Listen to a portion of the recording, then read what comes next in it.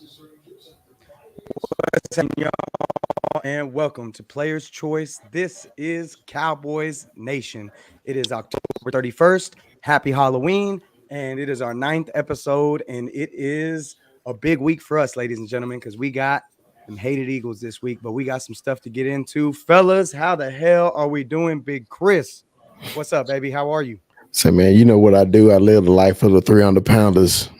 That's what I'm talking about. That's what I'm talking about. And our fearless leader, none other than Cowboys Beat. How are you, baby? How was your weekend? What's going on?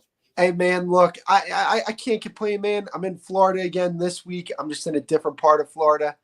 You know what I'm saying? So next week we're going back to real work though. I'll be in the studio again. So Rue, I appreciate you hosting for me. But you know what I'm saying, I'm gonna have to take my hosting Hey, responsibilities baby. back come This next this week. is your cookie, man. I'm just trying to get a piece of it. So man, I want to get into this, man, because I can't even lie to you. I'm like halfway here and I'm halfway on my TV screen because my Rangers are up 10-1 right now, Let me get my baby. notes for the Seagulls game. Let's go. Let's go. It is an exciting ass day, man. We are one game away after this one for our first World Series. We still got to finish this game, but it feels good. Chris, I know you with me on this. Hey, man, I'm not. it's My it's team it's lost. Not you, I Big know I'm Chris. joking. it's killing me because I'm in a new place in Denver and I don't have a TV in here yet, and it's driving me crazy. But Oh, I got my phone on silent with updates. I know it. I know it. I have no doubt. I have Killing no me. It's killing me, Petey. It's killing me. I'd shoot, man. That is a killer though. I couldn't even imagine. This has been a crazy game, man. It happened early and often in this game. They have just been lighting these boys up. It's 10-1. Right, It's 10-1. We're in the bottom of the sixth. Like right. the second inning, they just went off, and then they just kept going after that. The bats have been alive, and even without Yo, man, Adolis this ain't Garcia. Texas Rangers Nation, man. Come on, man. You're making me feel bad. My team Hey man, seems to be you've been in playing and right out. now. I'm killing time right now. You've been in the screen, out of the screen. I'm All just right, killing time. You know how that let's goes, get to this baby. damn game. I So got some we had notes. ourselves a He's hell he's of a so Sunday emotional. Why is he so emotional today? because his Phillies got knocked out by these guys, and we're over here kicking their tails in. So it is what it is. It is what it is. It's all right. It'd be happening to you too. So don't feel too bad. Look, I got to do the new player's choice now. I got to do the new player's choice. There's a finger behind this hand that I can't show right now. I'm not mad at you. I'm not mad at you. All right, but let's get into it because we watched a hellacious game at a very rare time on Sunday that we don't usually get to enjoy. But Big Chris, tell me how you feel about that Rams game and what you saw and what you got out of it. Well, you know, I expected us to beat the Rams. I did not expect us to dust them up like we did. When the Cowboys are clicking on all cylinders, man, there's nothing like it.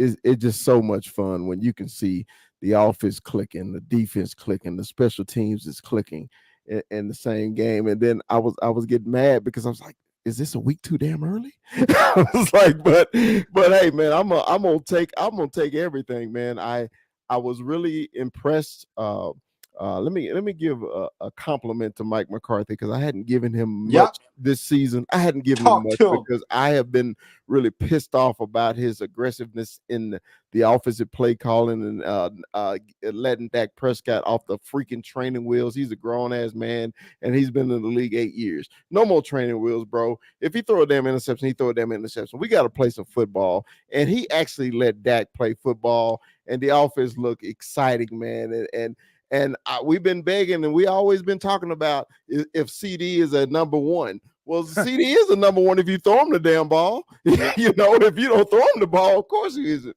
But I was really, really, really happy with the Cowboys' performance on offense and defense this past Sunday. Let me take Cowboys that. beat. Yes, Lay it sir. on me, dog. What happened? What'd you see? So let me go over what I saw on the All 22. Real quick, I watched the entire thing last night, both the offense and the defense. More so takeaways from what I saw on the offensive side of the ball. Motion is something that the Cowboys are starting to use a lot more. Not just motion, but shifts as well. They're getting defenders out of position. Doc's reading things pre-snap. I broke down a play on my TikTok to where Doc two safeties were blitzing. There was a safety in the box that was blitzing, and then there was a safety playing over the top that was blitzing. They used shift. They used a shift to have the defenders tell themselves. The defenders told themselves. Doc made a read. Okay, these two guys are going to blitz. I'm going to look at this Mike linebacker here. This guy's got to go guard my tight end. If he doesn't want to go guard my tight end, guess what I'm going to do? I'm going to throw the ball to my tight end. Oh, but wait, he goes and he guards the tight end. Now this blitz is coming. Doc's staying in the pocket. He's strong. He steps up, fires the ball to CeeDee Lamb over the middle of the field. CeeDee Lamb wasn't even out of his break when he got the ball out of his hands. He took such a hard hit. But the thing is, CeeDee had inside leverage. CeeDee was running a dig in the middle of the field. Doc read that. Doc saw that. Doc got him the football. Dak Prescott played big-time football on Sunday. He played big-time football last Monday. Dak Prescott looks way more comfortable and confident in this offense. That's something we have not seen yet consistently with Dak Prescott in this offense. And I think a lot of this has to do with Mike McCarthy opening up the playbook, putting forward more creative concepts when it comes to the passing game. We're going to talk about the run game because I'm going to tell you guys this. I like a lot of the stuff that they did with some of the run plays that they called. And here's the reason why. There were plays where, one that I really liked in particular, they had CeeDee Lamb run on the outside. They had Schoonmaker reach the defensive end, Byron Young. And then you have Chuma and you have Tyler pulling and getting out to the perimeter. Tony Pollard's not touched for about 12 yards.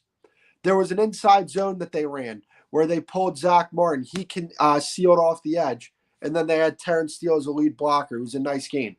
There were some things that they did in the run game that I really liked that we're going to see more of once they start running the football. Our running backs averaged 4 yards per carry. Tony Pollard averaged 4.4 yards per carry. Rico Dowdle averaged 3.6 yards per carry. Okay, but it's not just what the running backs did. It's what the wide receivers did when they got involved in the rushing attack. Jet sweeps. Guess what? Now, when you shift guys from one side of the formation to the other side of the formation, now defenses have to respect that. And why do they have to respect that? Because if they don't, that ball's going to be in CeeDee Lamb's stomach. That ball's going to be in Kevontae Turpin's stomach. That ball's going to be in Brandon Cook's stomach. And they're going up the field. There was another play that I really liked that they ran. There was a jet sweep with Brandon Cooks. I love the play design. Even though it didn't work out, I think it was like a 2-yard gain.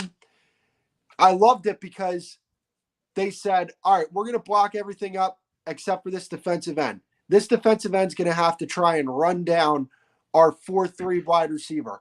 And to that defensive end's credit, Byron Young, he's a rookie, big-time player. Excellent game the other day. He ran Brandon Cooks down. I like my odds in going up against a majority of the defensive ends in the league when we run that play. Mike McCarthy gets an A+ in my book. The defense saw some things from this defense that I didn't love. I didn't love the fact that they let up that touchdown before the half. I didn't love that they let him come out and score a touchdown after the half. I didn't love seeing these things. But at the end of the day, they made plays when they needed to. The offense looked efficient. They won this game because of multiple reasons. They won this game because, Mike McCarthy called a damn good game. The defense stepped up and played good football. And because Dak Prescott played really well. When people say you can't win because of Dak Prescott, yes, you can.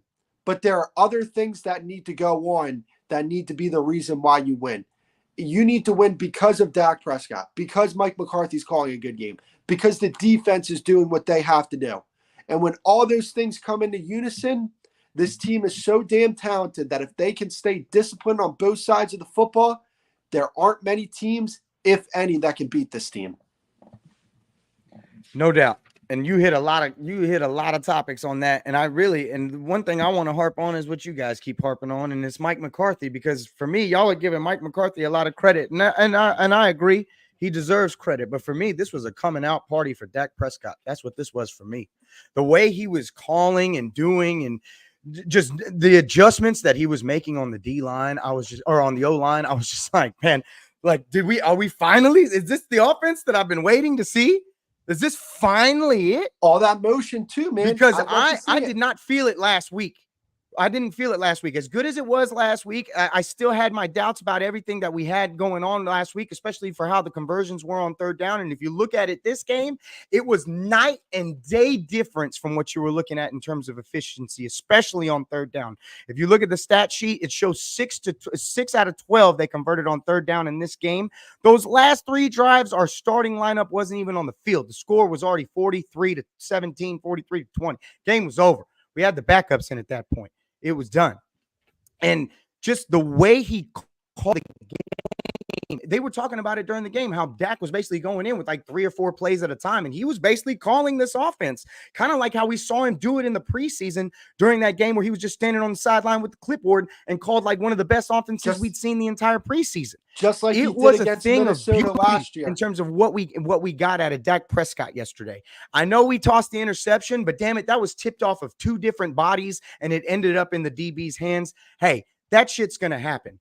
But I'll tell you this, he threw a flawless game, and it was one of those games where it was kind of like a coming out party for him. He looked like he's supposed to look. He looked how I expected him to look this whole season. And now it's like we got a taste of it last week. We got a little more of it this week, and now we're poised for going into Philadelphia and taking care of business. Hey, can I? Oh, I'm sorry. Yeah, go. I thought you were done. I want to talk about that interception. I don't like the personnel grouping that they had on the field for that mesh inside there. There's not a lot of room. But what I do want to say is, if you're gonna put 2 tight ends in the game, why are the 2 tight ends that you're putting in the game are Luke Schoonmaker? They ran whatever you want to call Lukey, tight end, fullback, whatever you wanted to classify him as. Your heavy personnel was Lipke, Schoonmaker, McKeon. No Ferguson on the field. What are we doing? Scrap that damn play. Or don't scrap the play. Well, Put better personnel out there that can make plays. Hold on, Chris. Let me go back to that play. I really think it was a broken play by the tight ends because it was 2 tight ends in the same area in the middle of the field. I think it was just a bad decision that the offensive coordinator made. I think one of the tight ends was in the wrong spot. Okay. And it created a cluster in the middle, and then the ball was tipped, and it had no choice but to be an interception. It was like 8 people in one little 3-yard area there. Okay. So I think Dak threw it too early also because I think they were going to cross. Okay. And once they crossed, they was going to create the space that he needed to throw the ball. He threw it too early, and then they was too close together. But to me, if that's our only blemish on the day after a butt whipping of epic proportions that I was thoroughly enjoying, hey, I'll take that interception. You know, I just think it was just a bad situation that the tight ends put Dak in at that point. And here's the thing, right? That interception goes on Dak. Because here's the thing. This is what I'm not going to do, right?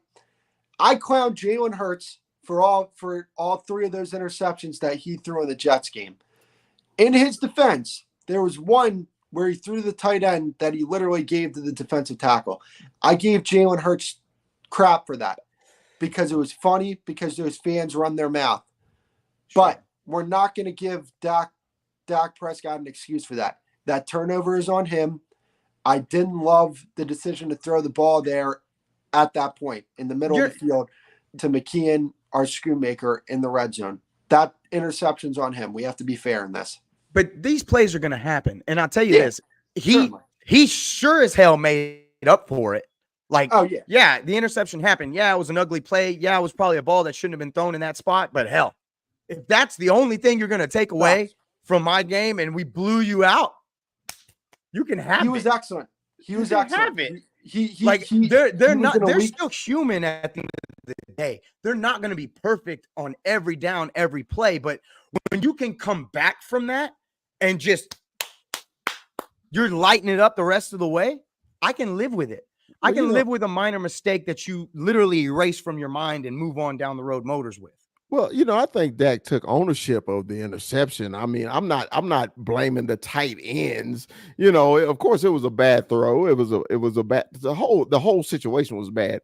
But I just don't want to, because he threw one that the world is coming to an end. Oh yeah, no, absolutely not. They haven't even brought it No, up. and They that's can't. not, and They that's not can't. what I meant to say. Here's the Mhm. thing.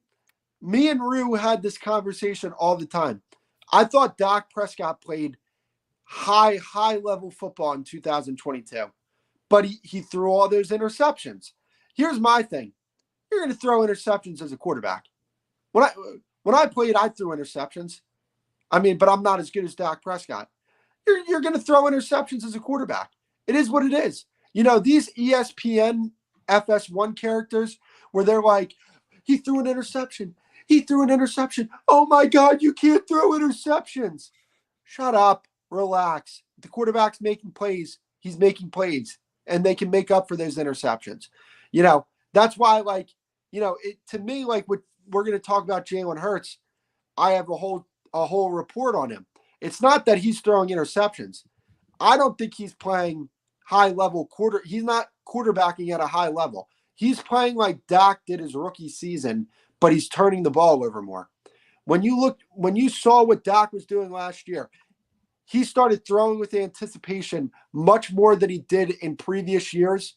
When you look at the receivers that they had on that team compared to previous years, you had Noah Brown as your number 2 wide receiver. You had a play caller who we see what he's doing over in LA. He's not doing anything. They have 3 wins, and one of them came against the worst team in football. Okay. You look at the offensive line last year. The offensive line last year wasn't good. Running game wasn't good. There were a lot of things working against Dak Prescott last year, and that was still one of the best offenses in football. He put up big numbers. He had big-time performances last year. That's why I said last year he was playing high-level football regardless of the interceptions. He threw an interception the other day. I could care less because when you throw 4 touchdowns and you're making the type of plays that you're making with your legs, you're making plays in the pocket, out of the pocket, creating in structure, out of structure, finding CeeDee Lamb on the field when you escape the pocket, improvising, all that stuff, man. Here's my thing. Dak Prescott is a really good pocket passer. He is an elite quarterback when he adds on to that pocket passing with improvising out of the pocket and using his legs to pick up the requisite yards to go keep the chains moving. Yeah, man. It's definitely nice to see him kind of run again, because I feel like we haven't this run game element, these little darts he's taken on the field. It's a whole new little scheme of his offense. Like we haven't seen it in a long time. We haven't seen it since before the ankle. So it's nice to see it again. It's nice to see that he truly has his legs under him. Like he did Rue, before. I'm glad you brought that up, Rue, because I think a lot of times when you have an athletic quarterback, they always try to prove that they can be a pocket passer. Okay, sometimes they prevent themselves from making plays because somebody say you're not a good quarterback if you can't stay in the dang pocket. To me, if you got a capability to do both, do both. Every once in a while they'll run the read option. I'm glad they do it on goal line situations because you give our offensive line and running backs a wider base to run if you got that option that Dak can pull it.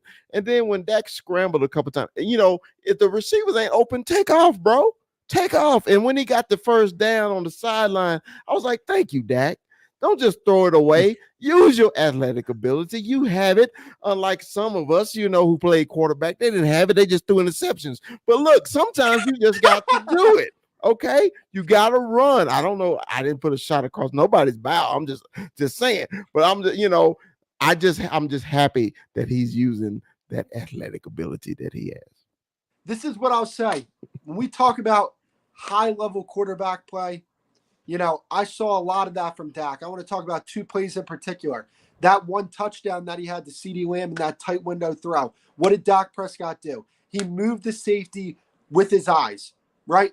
So what happened in that particular situation, that one, I think it was that that post that CeeDee Lamb ran. He ran that like fake corner post type of deal. Dak looked at that safety, right? He's looking at the right side of the field. Then his eyes go to the middle of the field to Jake Ferguson. That safety is going to crash down on Jake Ferguson. That gives Dak Prescott that extra 2 to 3 yards for that window to open up, for him to put that in between that window to CeeDee Lamb. That was a big-time play by Dak. There was another one on that slant to CeeDee Lamb. Okay, they ran that slant flat concept. Why do you run slant flat? So that you can get defenders running into each other, so that, you know what I'm saying, one of those routes can open up. He had Jake on the flat. If he wanted to get rid of the ball, and this is what I loved what I saw from Dak on tape. Early in the season, Dak's getting that ball to Ferguson. Okay, but he was patient. He waited for the play to develop, and guess what happened? The two defensive backs ran into each other, and the slant was wide open, and he got it to CeeDee. If you haven't watched it on my TikTok yet, make sure to go watch it. I break that exact same play down. Those are the things that I'm seeing within this offense to where I can say, yo, Dak is playing much better and he's much more comfortable within this offense. For me, it's just, and we need to get into these damn Eagles. So this is the perfect way to transition into it, because for me, at the end of the day, it's all about keeping it consistent. We need to see this kind of performance next week. And we've seen other teams abuse this Philadelphia secondary. I just saw Sam Howell put up 400 yards on these boys. So, as we get into this Eagles game, what are your keys to the game? What do you expect to see? And I'm curious if we're all thinking the same thing, because the Eagles, as good as they've been record-wise, tell you right now, they don't look great on the field. All right. Big Chris, what do you got? All right, man. With me, this is simple. I'm not gonna downplay the Eagles' record. I'm not gonna do it. They did what they had to do to win the games. Okay, because if it was the roles was reversed, we'd be saying the same damn thing. We did what we had to do to win the game. The key for me is just to take a blueprint from all that game, from the Jets game that the Eagles played. Okay, from the Eagles game against Miami, because Miami was actually scoring it until they just started messing up in the middle. And then especially the Commander game, the 3 games that the Commanders have played against the Philadelphia Eagles are truly the blueprint to beat them. You have to be physical with the Eagles. You can't be passive with the Eagles. You can't play ticky-tack and touch football. Man, you got to punish these people, and you got to attack. Because if you're going to sit back and be passive against the Eagles, they're going to run you out the building. So, of course, they lost the one game. Okay, they hadn't been looking as sharp as they was last year. That's cool. I don't care about that. All I care about is when we play them. And I finally got the matchup I want. I got number 4 on the damn field, because number 4 wins in Lincoln Financial. I don't care what the Eagles say and talk about how Dak Prescott ain't this and how Jalen Hurts is better than Dak Prescott is all a lie. Jalen Hurts' team was better than Dak Prescott's team last year. That was the only damn difference in anything. So we're going to see this Sunday at 4 o'clock Eastern who's the real damn quarterback on the field. Because all this nonsense that Eagles talk, because they are always, I call it selective hearing loss, okay? Because they always like to tell you those dusty ass Super Bowls. But to me, everything I just said 30 seconds ago is in the damn past. But they love to tell us about our shit is in the past. Sorry about the language. But everything we just did 30 seconds ago is in the past. So if you can't count that pass, don't count your selected pass either. Because I can't wait. I'm fired up about the game. I'm sorry I went a little longer. Y'all can go. Hey, just like the 49ers haven't won anything since 95, but that's besides the point. All right, let me take off my reading glasses here. I got a scouting report. Okay. Let's see this. I can't wait. I only got to the Eagles offense. I couldn't get to the Eagles defense. I've been busy. I believe it. I believe it. Eagles offense. Traveling dude. Eagles offense. The key players: Jalen Hurts, AJ Brown, Lane Johnson, DeAndre Swift. Those are the players that you have to look out for. My scouting report on Jalen Hurts: above average passer from the pocket who throws the ball up to AJ Brown a lot in hopes of him making a play, or waits for guys to get open to throw to them and doesn't throw with much anticipation. Very good when throwing with a clean pocket, but struggles when blitzed. He becomes a problem when out of the pocket, as he does a good job throwing on the run. Strong and physical player that you have to bring down to the ground and make sure that he's down. He's a very good playmaker who can make throws down the field. He will give the ball away as he's done all season. 11 turnovers on the season so far, so you're going to have to take advantage of that. A.J. Brown, he's been incredible He's over a these monster. past few weeks. He's an absolute monster. Strong and physical player who doesn't need to get open to make big plays. He doesn't have the most expansive route tree, as a majority of his routes are goes, slants, digs, and comebacks. Excellent with the ball in his hands after the catch. He can make plays on all three levels of the field, whether it be short, intermediate, and the deep part of the field. DeAndre Swift, he's a running back, St. Joe's prep kid. Explosive runner who thrives when attacking the edges, who has really good footwork and can cut back efficiently. Doesn't have great vision and doesn't do well when things get muddy. My offensive notes on them are that he also gave us a little bulletin board material, didn't he? Obviously, didn't he also give us a little bulletin board material? I got to tell you what they're good at and what they're not good at, so that you can attack these weaknesses. Oh yeah. You're right. He did. Come on, That's what I mean. Man. St. Joe's prep, man. Come on, kill me. Hey, he went to Georgia. Chill. He did. So, very good offensive line. We know this. They're as good in pass protection as they are in run blocking, and they can run zone, power, all types of running schemes that you want to run. They can run that. Very good offensive personnel all over the field. I mean, again, great offensive line. Jalen Hurts is a good quarterback. DeAndre Swift, Goddard. Yeah, I can name all the guys. They like to run screens, and when they like to run screens, they like to run these screens to Goddard. They like to find him on the tight end screens. They like to find Swift on the swing passes and screens as well, and they like to get the ball in A.J. Brown's hands on screens as well. So that's something to look out for. And even though their O-line can run power, like a power run scheme, they don't necessarily have the personnel to do that with DeAndre Swift, who's not necessarily a power back, and neither is Kenneth Gainwell. Another thing to look out for as well is that they will run crossers. When they run those crossers, they like to run them with A.J. Brown and Dallas Goedert. So, that's something to look out for as well.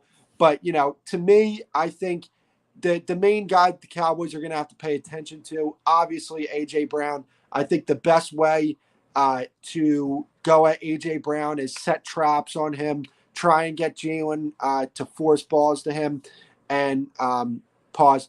I would put Deron Bland. I would have Deron Bland go everywhere that A.J. Brown goes. And here's the reason why. Gilmore is a very good corner. He's still a very good corner in this league. Here's the thing, though. Here's the thing, Skip. Deron, I talk about it on offense. The best way to create explosive plays on offense is to get the ball in the hands of your most explosive players. Now, they have a playmaker on that defensive side of the ball, Deron Bland. How do you put your playmaker in the best position to succeed? You put him on the guy that's getting targeted the most, which is A.J. Brown. A.J. Brown, I would favor A.J. Brown in that matchup. But Deron Bland, if he keeps at it and he keeps that head on his shoulder, which is what he does very good, that's very big in playing cornerback. He keeps his head on straight, which I know he'll do. He'll make a play, and that will be a big play in this game. Deron Bland needs to be everywhere A.J. Brown goes. And that's my scouting report. I love it. Well, I love it. That's really in-depth, Chris.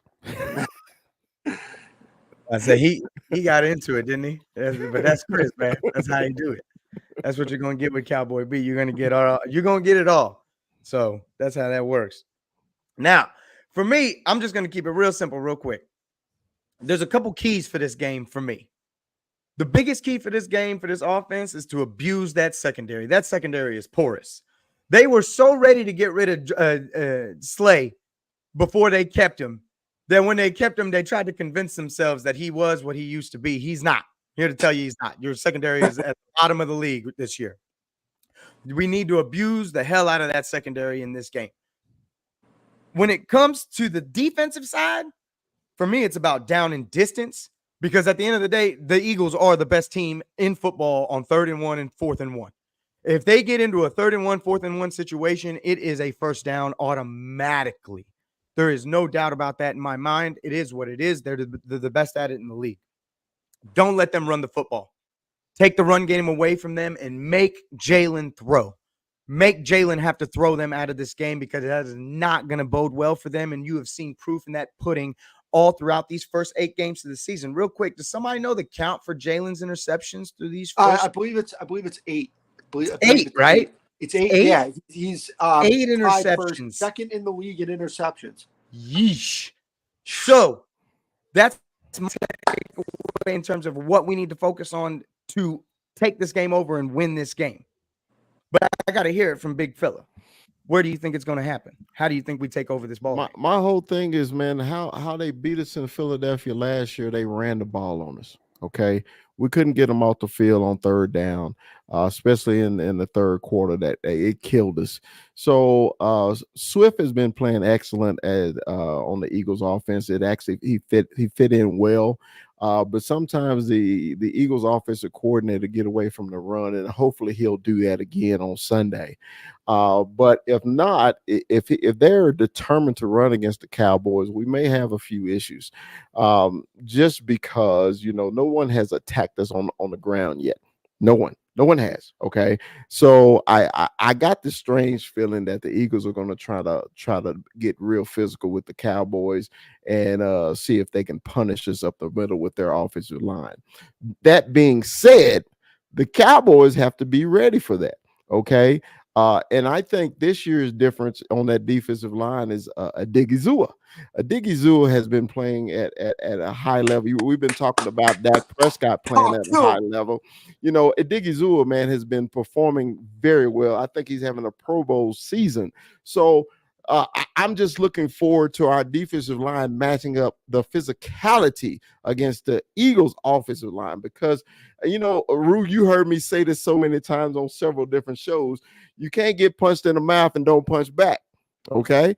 Because in the NFL, if a team feels that they can punch you in the mouth and you ain't gonna punch back, it's gonna be a long day for you. So I'm really looking for the Cowboys defense to stand up if they get punched in the mouth, then to punch back. And I'm looking forward to see Odighizuwa from UCLA. Hey, you want to know what? One thing that I want to bring up real quick. That tush push, Eagles fans get all sensitive. They get all up in their feelings about this. They start putting up the hand like the emoji. Yes, Queen. They get all sensitive when I bring this up, but it's the God's honest truth. If I'm the defensive coordinator and that offensive coordinator wants to call that play, I'm telling my linebacker, jump over that defensive line and take that quarterback's effing head off. And here's the thing, and Eagles fans get all up in their feelings when I say this. They're like, what, do you want Jalen to get CTE?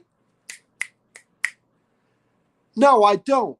But at the same time, that's on your offensive coordinator for calling a play that puts the quarterback's helmet right in front of the linebacker, the defensive line. That's on your offensive coordinator. So if, maybe your offensive coordinator shouldn't call that if he doesn't want to put his quarterback at risk of that taking place. Okay. But since they're not going to do that, I'm Dan Quinn. I tell my linebackers, you jump over that effing line and you nail the quarterback in the head. You're so violent, Chris. Such a violent I mean, it is what it is. Like here's the and you want to know what? You want to know what? It might and here's the thing. People don't understand with football, coordinators tell their players stuff like that. like with Reddick when he took Purdy out of the game. Do you think the defensive coordinator was upset that happened? No. He was happy that his player made a play like that. That's football. Hey, that stuff happens. I have to address this real quick from TJ Rose. Eagles gonna win easy. The Eagles haven't won a game easy all year. They couldn't even You haven't beat won a game Washington. easy all year. The Patriots took you to the final possession of the game. You beat them 25 to 20, one possession game. The Vikings, you beat one possession game, 34 to 28. The Buccaneers, congratulations. You beat Baker Mayfield by 2 touchdowns. Way to go. Baker Mayfield. That's what I said. Baker Mayfield. That's what I said, right? Baker Mayfield. They beat Baker Mayfield by 2 touchdowns. No, Congratulations. Faker Mayfield. I'm not mad at that either. Fuck them Sooners. Eagles and Commanders took you to overtime. You won by a field goal. The Rams, who we just blew out. Matter of fact, the Patriots, who we also blew out, they took you to you beat the Rams by 9, 23 to 14. You can only put up 23 points on their ass. Then you got the Jets, who you lost to. We blew them out. Commanders, again, 1 possession game. You won by a touchdown. And you were losing the entire game, which was crazy, to Sam Howell, a team that just gave up their entire franchise. How are you winning this game easy? You haven't won a game easy all year. Let me just address this. So I got a question, right? You know what easy with that secondary? Oh, this isn't a 1 week thing. This isn't a 1 week thing for them. This isn't the first quarterback that diced you guys up. Matter of fact, this is the second time that quarterback diced you guys up. Matter of fact, Kirk Cousins diced you guys up. Matter of fact, Mac Jones diced you guys up. You guys have been getting diced up by any decent quarterback that you guys play. It's curtains for your secondary. You have Dak Prescott back there who has very good success against that Eagles team. You give me CeeDee Lamb against James Bradbury. We all know that that's barbecue chicken. You give me Brandon Cooks versus James Bradbury. You want to deal with that speed? Oh, but we have Kevin Byard now. Okay, you have Kevin Byard, and you guys still got smoked the other night by Sam Howell. Sam Howell put up 400 yards. And you want to know what's funny to me? How all of a sudden now Eagles fans have all this respect for Sam Howell, but they don't have any respect for Dak Prescott. Like, Dak Prescott hasn't been doing what Sam Howell did to you guys his entire damn career. Okay, so there's that. Because I'm going right at the Eagles fans' heads, right? I got you guys as my number one team. If I'm doing power rankings, I got you guys as my number one team. I'm not going to fake the funk. I don't think you're the best team in the league. I think that's going to be proven over time. But if I'm doing power rankings, I got to be fair and say they've won 7 of their games, 8 of their games, whatever it may be. 7 of their games, 7 out of their 8 games, they've won. No other team can say that. And it's not like anybody's doing anything better than that. So I'll give you that respect. But I do not think you're the best team in the league. I think you have major issues on that team, and it starts in the secondary, and it starts with your damn quarterback turning over the football. He can get away with that against that terrible secondary in Washington. He's not going to be able to get away with that against elite defenses. And he didn't either. What happened when he played against the Jets? That's an elite defense. You know, Jalen Hurts is what people think Dak is. You know, people think that, like, when Dak plays a top 10 defense, that it's curtains. Like, he just never plays well against any defense ranked in the top 10. That's a lie. Matter of fact, Jalen Hurts has never performed well against a defense ranked in the top 10. And you can fact check me on that as well. And you can see it. You can see it in the play, man. They really haven't lit it up like they did last year. That record is what it is, but they really haven't lit it up. And Chris just dropped it on y'all right now. He's just sitting back and he's just dropping it on y'all right now. Just the whole dramatics too. Just dropping it. You see what time it is? I'm feeling spicy. You know what I'm saying? It is what it is. I'm about had it with these damn Eagles fans. You guys have been talking crazy all off season. Now we get to put hands on you guys on Sunday. And I don't want to hear about no Jalen Carter if he doesn't play. Don't want to hear about it. We don't have Trayvon Diggs. and it's always going to be something, and it really doesn't matter. Y'all are the ones who told me you're the best drafting team in the league. You're the one who told me you got a bunch of depth on that D line. So show me you do. Jalen Carter doesn't play. You should be able to replace him. Should be just fine. Yeah. Oh, and you want to know what though? What I will say is, if I'm going to be objective football guy instead of shit talking fan, I do have to say, if Jalen Carter has been having an all-pro season. He's been a tremendous player for that defense. He's been incredible. He's been everything that he's been advertised to be. If he's not playing on Sunday, that's huge. I think that would really sway the game in Dallas's favor. I already think Dallas is going to win, because here's the thing: if you're able to hold up in protection, which I believe they will. I know it was rough to start. Guys, I want you guys to go watch that tape, Tyler Smith versus Aaron Donald.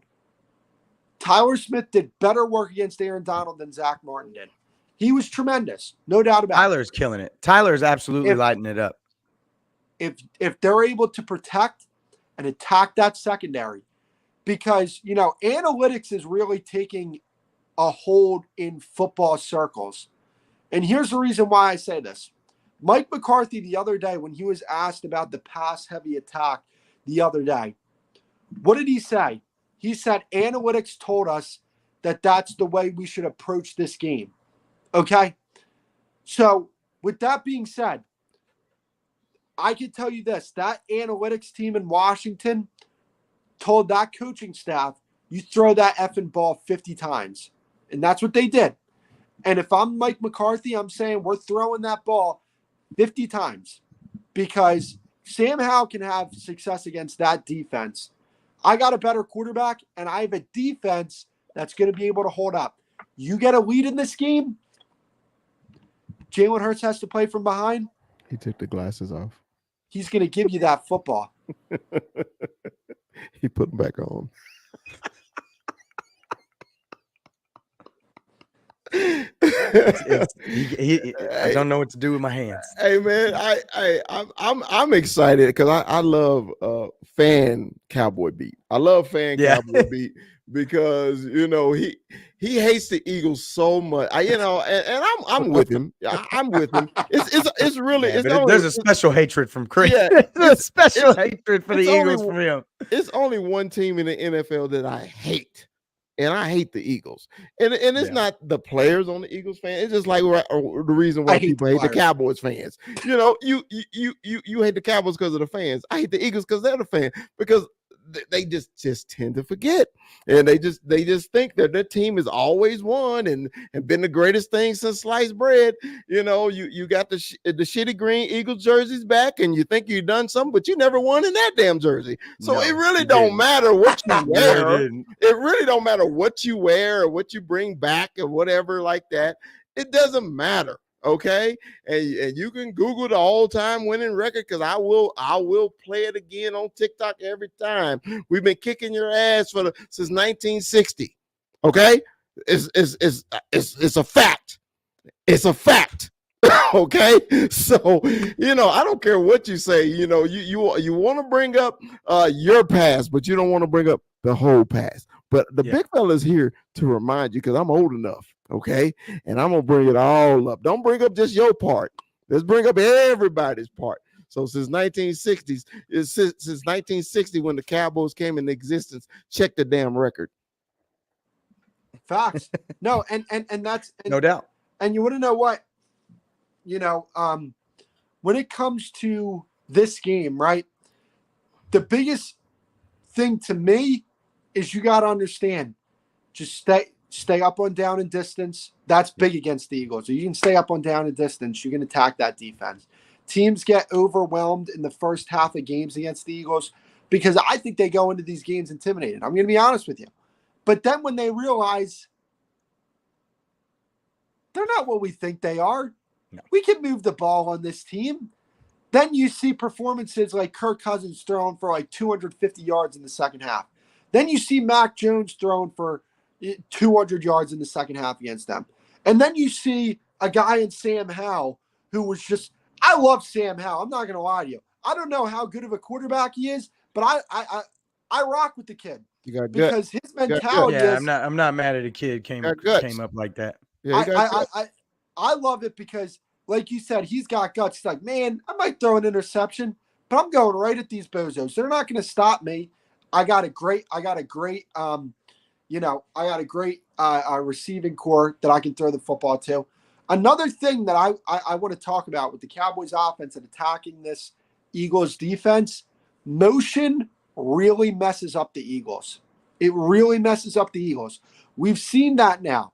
And, going back to the Jacksonville game last year where they exposed that, to the Super Bowl where Andy Reid, anytime you ran motion, he got like a 15-yard gain out of it if it wasn't a touchdown.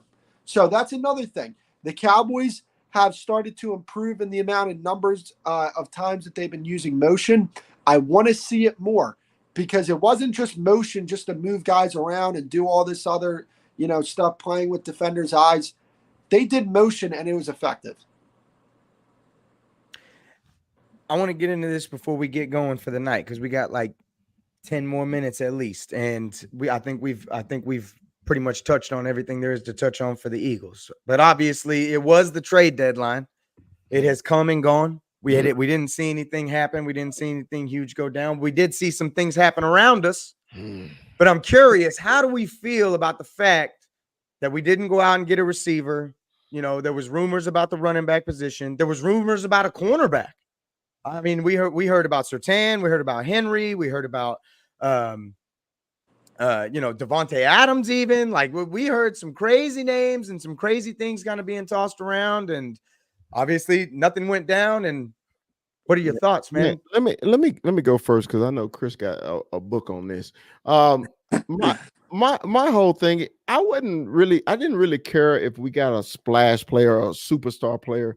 I was concerned about depth on the offensive line. We had an opportunity, man, to go get depth at the trade deadline. Okay, I know Jerry said he's happy with the roster right now. I'm not at the offensive line because they keep getting hurt. Okay, and it's driving me cuckoo that our offensive line just with tiring and his flat tires is really driving me crazy. So I just basically, man, I think the Cowboys just missed the opportunity to bolster their offensive line by trade deadline. Yeah. Here's my thing, right? I like the stance that you took on this big fella because there's a lot of people, I'm going to call it out. I saw some X account, Twitter, whatever it is. They were talking about, like they threw up a meme where they were like a gif of people jumping around all happy. And it said, quote, Jerry Jones passed away peacefully last night. And they said this after the 4 p.m. trade deadline. You people are ridiculous. Okay. Here's the thing. The Cowboys have a really damn good roster. How did they get that damn good roster? Drafting. By the front office. Yeah. By the front office. Okay, so the front office is not all bad. You are 5-2 because you have a really damn good roster that has been assembled by this front office. You have won 12 games in the past 2 seasons because of what this front office has done, putting good personnel on the football field. We can talk about them not getting over the hump. I get it. Guess what? We're going to have to wait and see this year. I think they have as good of a chance as they've ever had to get over the hump. To me, when it comes, I do agree. They needed some depth in certain positions. I don't love their cornerback depth. I don't love their offensive line depth, even though I've been impressed with, Chuma Doga. He's not the best in the world, and we get it. But for a backup left tackle, you can do a lot worse than that. Yes. Interior offensive line is something that we can look at. I'm not sure how confident I am in it. Real quick, Chris, I didn't mean to cut you off, but real quick, man, didn't you think we missed on an opportunity with a lot of these teams having fire sales that's literally out of it? Okay, man, we could have went and got a tackle, a starting tackle. Okay, and I think it would just improve the offense, man, because sometimes Dak does it. We get a lot of Olay box on his backside, and it's driving me crazy. And I can't have number 4 hurt at all. Okay, I just can't have it, man, because our best chance of winning is keeping number 4 on the field. Okay, and I just think the Cowboys just missed the opportunity. I know everybody's making moves. The Niners made moves. Blah blah blah. I don't care about what they did. I care about what we did, and I just think we just missed the opportunity. Yeah, no, I understand what you're saying. So here's my thing, right? Like, that's a perfectly fine take, a missed opportunity. But I'm going to go back to the Trey Lance trade. Jerry Jones pulled the trigger on that trade. He didn't ask permission from Steven. He didn't ask permission from McQuay. I'm sure he got scouting reports from the pro personnel guys. He went in there and was just like, all right, F it. I'm going to go get me Trey Lance. Spend the 4th round pick to go do it. Now the Cowboys are working at a draft pick deficit because they traded away their 5th round pick for this year so that they can go draft Eric Scott this year, which, I mean, we're going to have to wait and see, developmental player that, I mean, look, with the way Al Harris has been developing cornerbacks, he's probably going to be a really good player in this league. That's besides the point. The Cowboys were working at a draft pick deficit, right? So my thing was, when it came to this trade deadline, some depth would have been nice. I made a video about it on my TikTok. If you wanted to go win a Super Bowl, the move to make was to go get Davante Adams. I understand that is a very ambitious thing to do. And I'm not going after the Cowboys front office for them not making that move. I understand why that's an incredibly difficult move to make. But if they wanted to go win a Super Bowl, they could. If they would have gotten Davante Adams, I would feel really confident about that. They didn't do it, and again, it was going to be a hard thing to pull off. So I'm not gonna crucify them for that. But again, I don't think that this is the tipping point between us not getting to where we want to be or us getting to where we want to be. Like, quarterback depth is great. Offensive line depth is great. So you're saying the Raiders wouldn't have took a 5th round pick for Davante Adams like Cleveland did with the Amari Cooper? Could you imagine? I mean, honestly though, if that's a true thing, if they really could have gotten away with something like that with Davante Adams, that would have been absolutely insane. And Davante Adams would have filled right into his role, into what he needed to be. It would have been great. It would have been perfect because there's no doubt in my mind that he would have respected what CD's doing on the other side. There's no question about that. What I'm saying right now is, though, maybe we don't need a Davante Adams because maybe we have Davante Adams on this team. That's besides the point. That's a topic for another guy. Right. But that's besides the point. So, I don't. Or even on the defense, man, there was a lot of defensive players that got tossed. I mean, Montez Sweat, Chase Young, those guys went away cheap. I would have. That was cheap. Again, for Montez Sweat, bro. So here's the thing. I mean, they would have never done that for us, I don't think. Yeah, that's what I was going to say. So here's the thing, Skip.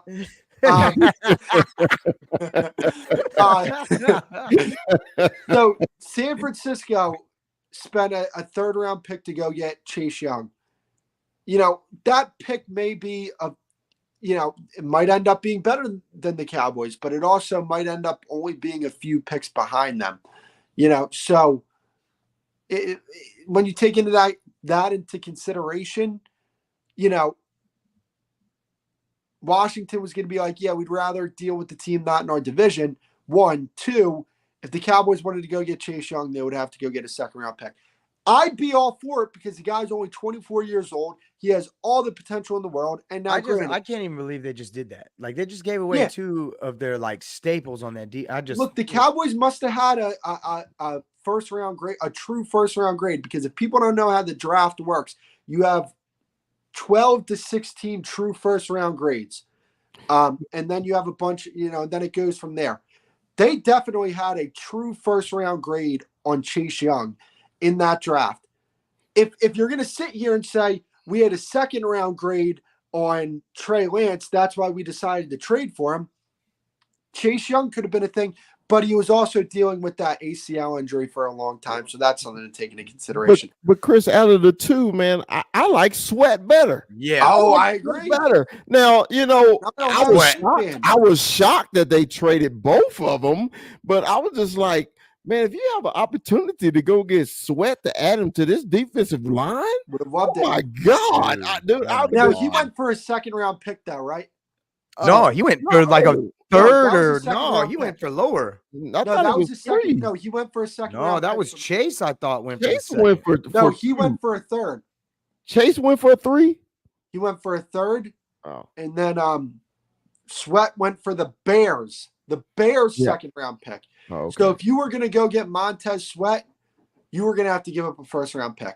By the way, the Bears general manager is terrible, Yeah, but he did a good second job round with pick. that deal. Adam Schefter. Second round. But to me, out of both of those players, I like Sweat better. He's proven, anything against those fuck eyes. I mean, Buckeye. I mean, whatever they are. I apologize. But, Here's the things. I can't have too many of those suck eyes on my team. But Sweat, man, I just like it. Now, y'all know I've said it several times that my son is a Commander fan, and he's literally sick today. He's literally sick. I told him, I said, dude, you got nothing but first round picks on your defensive line, and you got rid of 2 of them. Like, 2 of the best ones, too. 2 of the best ones. You kept the Alabama boys, but you got rid of everybody else. Passed up on Herbert. Passed up on Herbert. Oh my God! So he's not doing too well today. I had to check. I had to console him. I said, "Hey, bro, I'm sorry. You need to get rid of your coach too." So I think what they were doing, man. I really think that the Commanders were seeing the writing on the wall, and they figured they had an opportunity to stack their draft situation.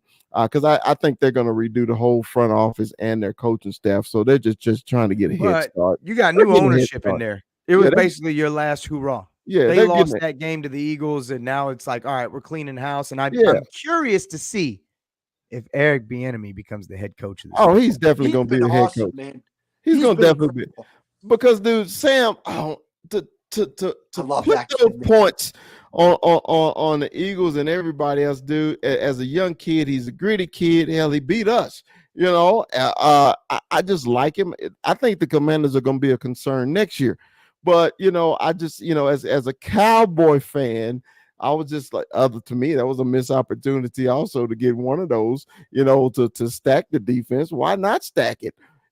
Because our defensive rotation is excellent on the defensive line. It really is. I do like them in and out of there. I love it, and I'm really, to me, Marquise Bell had another wonderful game on Sunday. I'm so impressed because LVE may not ever come back again. If that kid keep playing, he will never get on the field again. I don't miss him. Not like last year. Remember how much we missed him last year? Yeah. I don't even miss him. I don't. It's like, here's the thing, Chris. Hey, here's the thing, Chris. When it comes to trading for Sweat, the Bears' second round pick is pretty much a first round pick. Yeah, it's going to be because they're drafting at the top of the draft. Yeah, so the Cowboys were going to have to give up a first round pick if they even wanted to be in conversation. They were going to have to give up more draft capital than just a first round pick to make that deal go through. So I understand why they didn't want to do the Sweat deal. When it comes to the Chase Young deal, I understand the hesitancy with that really nasty injury that he suffered. That, I mean, he missed like a year and a half with that injury. Almost two. Yeah. Almost 2 years. Yeah. Wow. So Cowboys. Well, it's time. We know what we got in front of us. It's been a hell of a show. It's been a hell of a night. Any closing thoughts? We're gonna beat the shit out of the Eagles this weekend. I think Chris. We know how Cowboy beat, Bill. And I'm not putting my 10 cents in the swear jar for that one. Well, it is what it is. Big fella. Beat the Beat say we're gonna beat the shit out of them. So I'm with Beat. I do believe that though. I really believe that. Well, no, man. My whole thing is, man, just remember, Cowboys. We need to stop the run. If we stop the run against the Eagles, man, this game could fall in our favor and it could get ugly real quick. If I can get all 3 of those passes like I did Sunday, oh my God, I'm gonna be so excited on around 7 o'clock Central Time.